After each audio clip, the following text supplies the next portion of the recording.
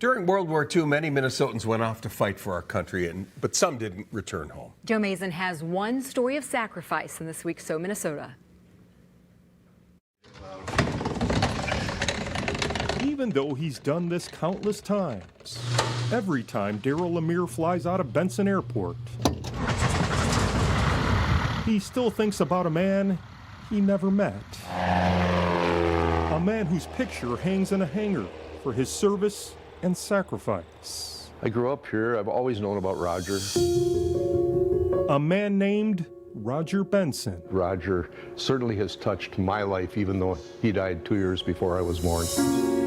Roger's life story isn't well known. It's sort of one of those hidden history sort of things. It's really a significant story. Sarah Marcoux Hansen with the White Bear Lake Area Historical Society has photographs of Roger. Just see the look on Roger's face itself and how proud he is whenever he's around a plane. Born in 1916, Roger and the Benson family settled on a farm in White Bear Lake, where he found his first true love. Roger was fascinated by flying, by aviation of all kinds. Roger convinced his parents to create a runway on the farm.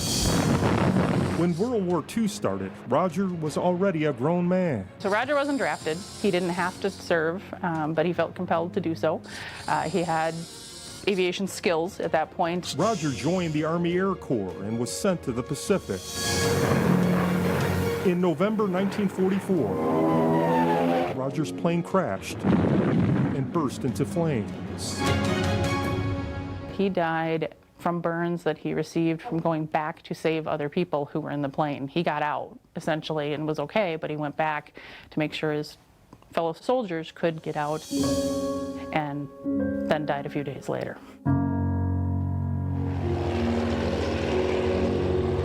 Years later, the Benson family donated their farm to White Bear Township.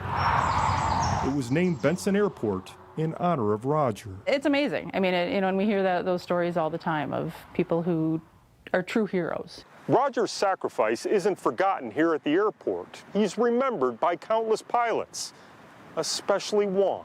He did start flying here in the 1930s and went to war. Darrell is the Benson Airport manager. This is obviously a very nice picture of Roger. He wants to make sure Roger's story is never forgotten. He would be thrilled to know that there's people still recognize him and his sacrifice. Roger never came home, but on the land where he grew and flew, his name will always be precious cargo. Joe Mason, 5 Eyewitness News. I'm always amazed where Joe We learn so much. Yeah, every week, Joe takes us to a different part of Minnesota. Send us your ideas about where he should go next. Just email nightcast@kstp.com.